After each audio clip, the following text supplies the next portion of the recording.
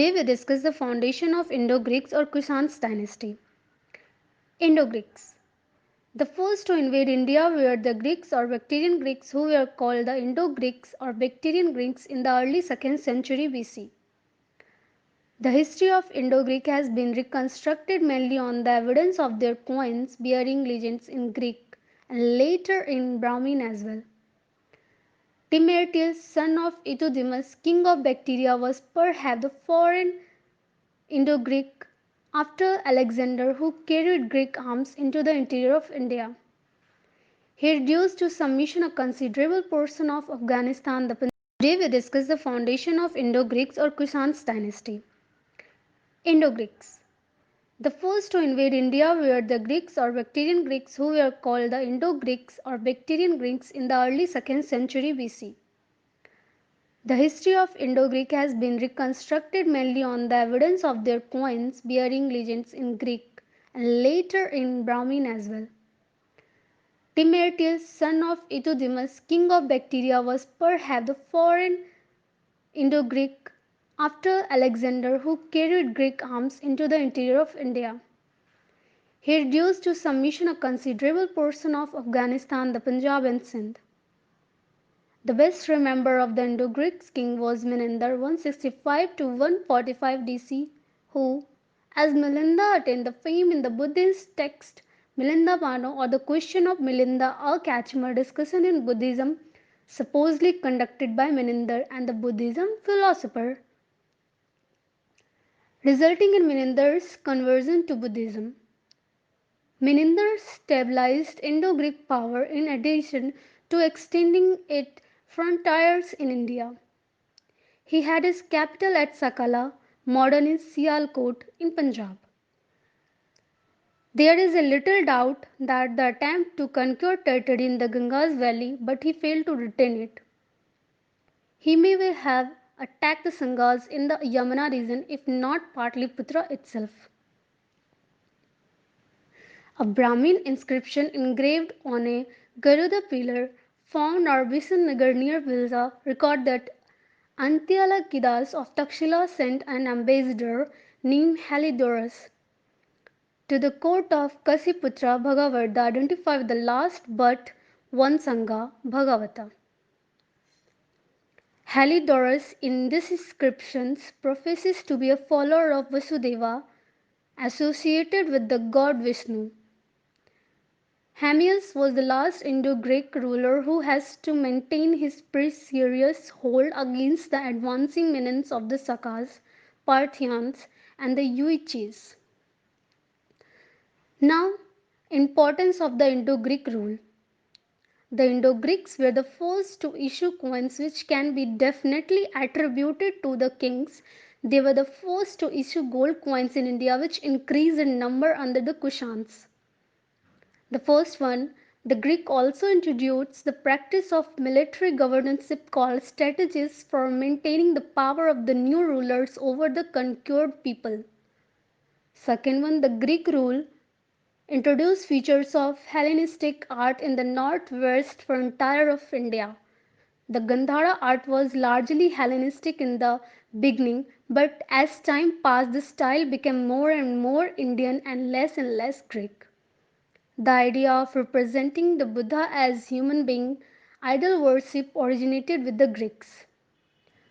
The third one is the Greek contributed to the development of Indian theatre by the use of curtains known as Yavanika, Sutradhara, it means stage manager, Nipathya, it means backstage, etc. Now fourth one, Indian astrology came to be influenced by Greek ideas, and from the Greek term horoscope was derived the term Horasastra used by astrology in Sanskrit. The decline of the Greek kingdoms in northwest coincided with an attack on Bactria itself by nomadic tribes from Central Asia. This tribe included the Scythians, who were primarily responsible for destroying Bactrian power. Now we discuss the Kusans. The Parthians were followed by the Kusanas, who are also called Yuchis or Tucharians. The Kusans were one of the five tribes in which the Yuezhi tribe was divided. We come across two successive dynasties of the Kusanas. The first dynasty was founded by a house of chiefs who were called Khushans and who ruled for 28 years from about AD 50. Now, Dynasty of Khushans. The Chinese historian Susma Cher records that Yuezhi chief Kujula Khushans united the five tribes of the Yuezhis and led them over the northern mountain in the subcontinent, stabilizing himself in Kabul and Kashmir by defeating Heramios, the last Bactrian Greeks. Soon after the middle of the 4th century AD, Kuzula died at the age of 80 and was succeeded by his son, Vima Khushans, who invaded India and advanced into the interior of northern India. There are good reasons to believe that the Kusanas empire extended from the Oxus River or even beyond to the eastern border of UP. Vima Khushans, however, did not rule over the conquered territories in person. He appointed a number of satraps to govern the different parts of his Indian dominion. Vima issued gold coins which saw a considerable Indian influence, unlike those of his father, which included copper limitations of Roman denarii. Vima Khushans was one of the few early foreign rulers who became a jealous adherent of Indian creed, the Pashupata. All his coins show unmistakable signs of his Saiva affiliation. The abundance of gold and copper coin issued by Vima Khushans indicated the prosperity of Kushana's empire. During his time, a brisk trade in silk, spices, gems, and other articles were carried on between India and China and the Roman Empire. The Roman gold coins that flowed into Indian influenced the gold coinage of the imperial Kusanas. Now, Dynasty of Kanishka. The house of Khushans was succeeded by that of Kanishka. Its kings extended the Kushana's power over Upper India and the Lower Indus basin. Under Kanishka, the Kushana's dynasty flourished. The date of accession was matter of inconclusive debate, but 78 AD seems to be the most probable of the dates suggested so far. Kanishka started an era in 78 AD which is now known as the Saka era and is used by government of India. Under Kanishka, the Kushana Empire reached the height of its power and became a mighty force in the world of its clay. In India, his suzerainty extended as far south as Sanchi and as far east as Benares. In Central Asia, his dominions were extensive.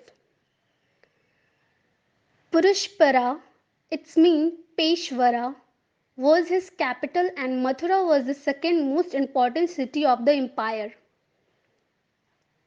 Kanishka is often remembered for his association with Buddhism. Himself a Buddhist convert, he convened the Fourth Buddhist Council in Kashmir, where the doctrines of Mahayana form of Buddhism were finalized. He encouraged missionary activities and Buddhist missions were sent through Central Asia and China. Kanishka was a great patron of arts and letters. The age of Kanishka witnessed the execution of the best work in Gandhara style.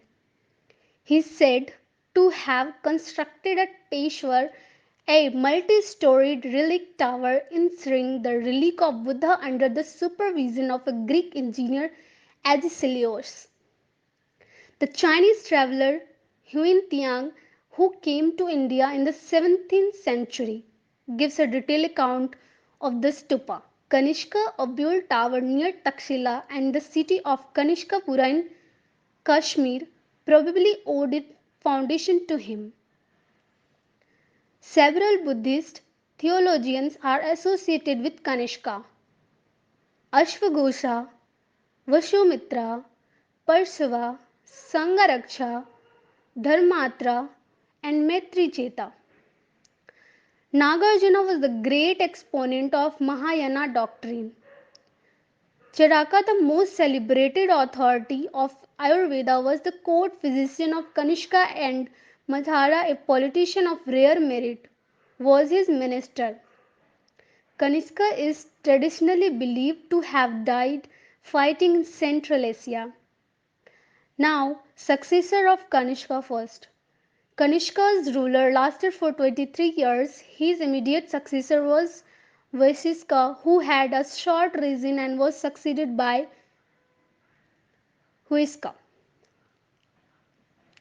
The empire of Huiska was not less extensive than that of Kanishka. It may have spread further to the west, as a record of his reign has been unearthed at Wardruk to the west of Kabul. Mathura was now a great center of Kusanas' power, and it was adorned with monuments by Huishka ruler symbolized with Vasisca II or Vajiska, and with the latter son's Kanishka II. Kanishka II received, in addition to the titles of Great King, the King of Kings, Son of Heaven, Devaputra, assumed by his predecessors. The novel title of Kaisara means Caesar. Huisca's abundant coinage, which is more valuable than that of Kanishka, presents fine portraits of the king. The varied rivers defied of his coin, like Kanishka's coin, contain the figure of different deities such as Skandamura, Visca, Mahasena, and Oma. The Alexandrian Serapis, the Greek Heracles, and several Zoroastrian deities. The absence of the Buddha on his coin leads to the inference that Huiska was well disposed toward Brahmanism. The last great Kusanas king was Vasudeva I, who ruled from about the year 67 to 98 of the Kanishka era. Most of his inscriptions have been found at or near Mathura, and his coin usually bear the god Shiva and rarely an Iranian deity. The decline of the Kushana's power in the northwest was hastened by the rise of Sasanian dynasty of Persians in the 3rd century AD. One of the causes of the downfall of Kusanas was the rise of independent republics like Yehudias, Kunindas, and Mallavas in the beginning of the 3rd century AD.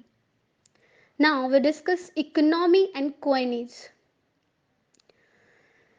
This age of foreign rule had the best impact on Indian trade and commerce. Unlike other ages of foreign rule, Sakas and Kushanas introduced better cavalry, use of reins, two stirrups, turban, tunic, trousers, and heavy long coat. India received a good deal of gold from Altai Mountains in Central Asia. The Kushanas controlled the Silk Route, which started from China and passed through their empire in Central Asia, and with the help of tools levied from the traders, Kusanas built a large empire. It is significant that the Kusans were the first ruler in India to issue gold coins on a wide scale. Now we develop of reason. Some of the foreign rulers were converted to Vaishnavism. The Greek ambassadors Heliodorus set up a pillar of honor of Vishnu near Vidisha in Madhya Pradesh.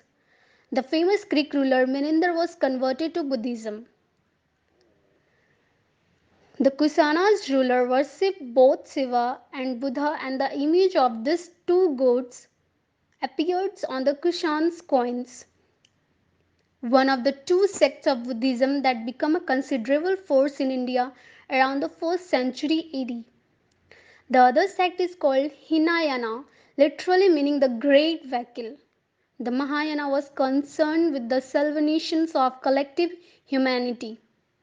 Hyena or the little vehicle, on the other hand, was for individual salvation. The Mahayanists believed that the Buddha had preached a higher truth to a select few and that this truth was to be revealed after a passage of 5 centuries after Buddha's nirvana. Now, we discuss society, education, and culture about Indo-Greeks. So the Indians knew about the Greeks even before Alexander's invention. Their active contact started only after Alexander's inventions.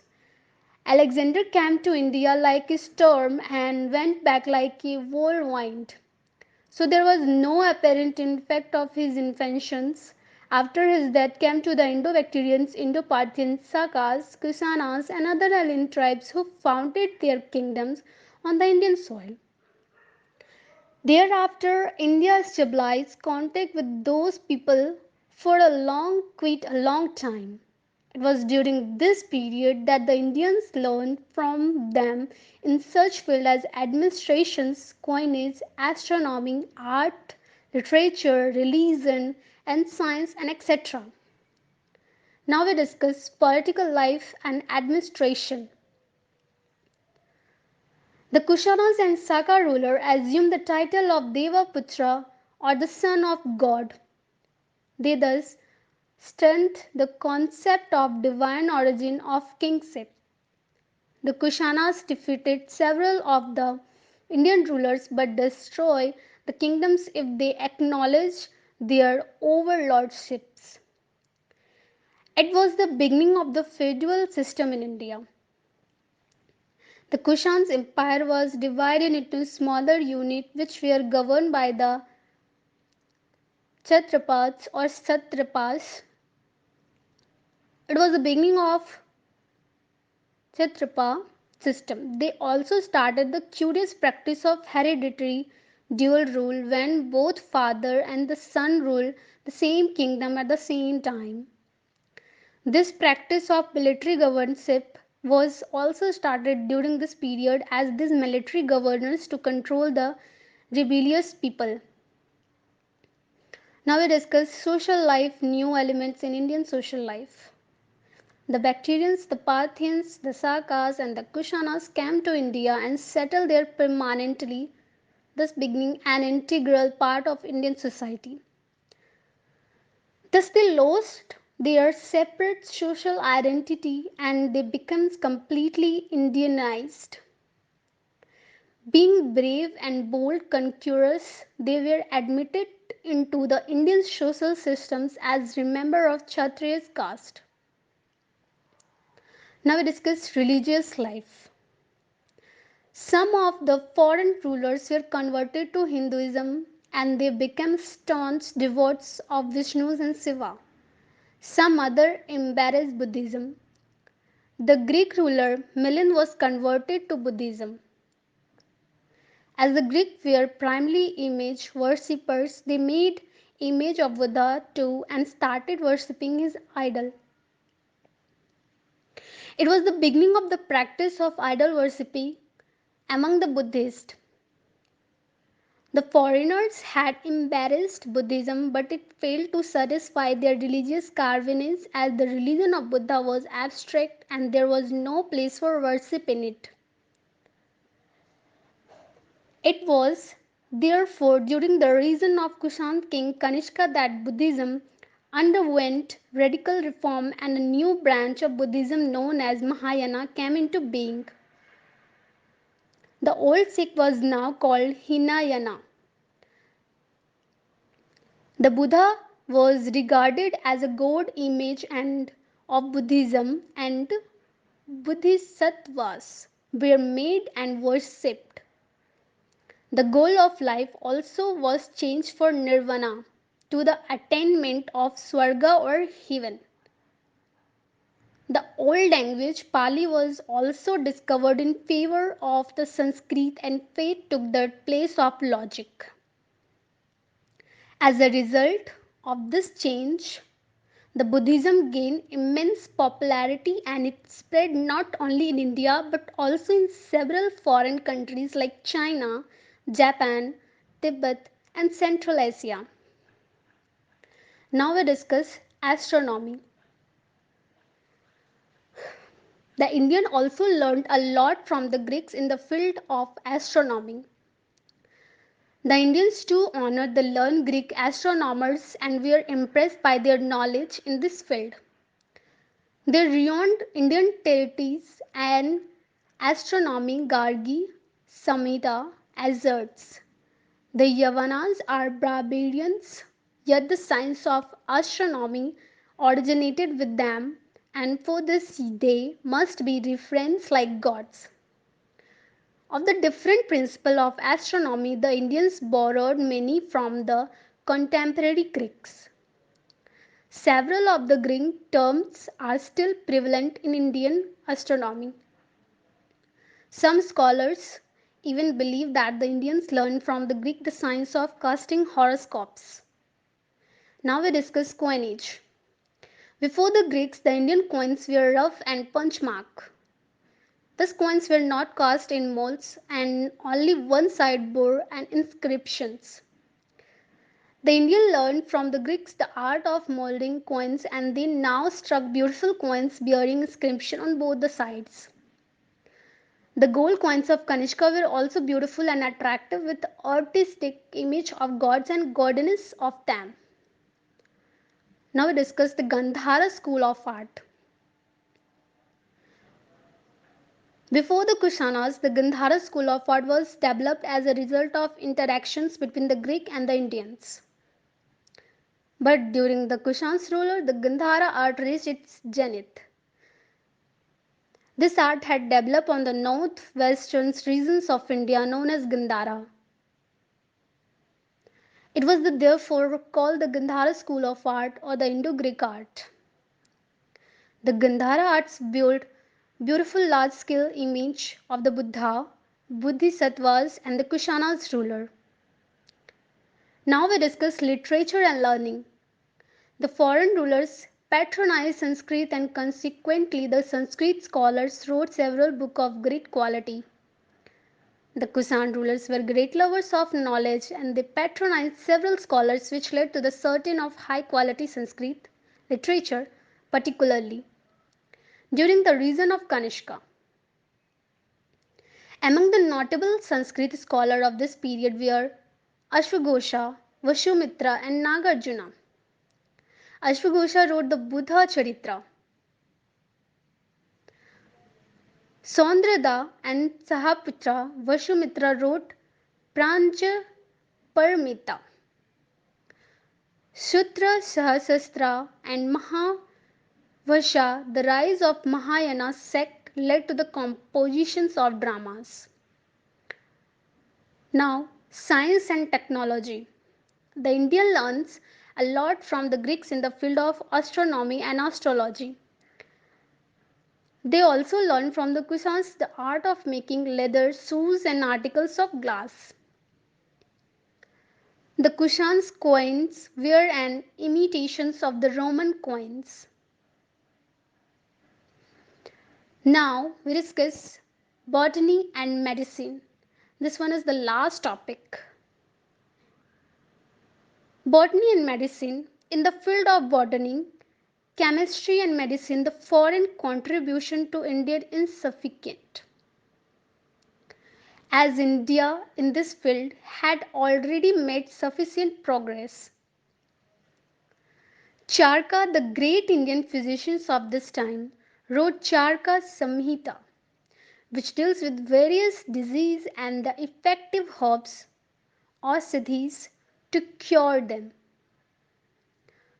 The above account would suffice to conclude that the Indians learned many things from the foreigners, but they never followed them blindly.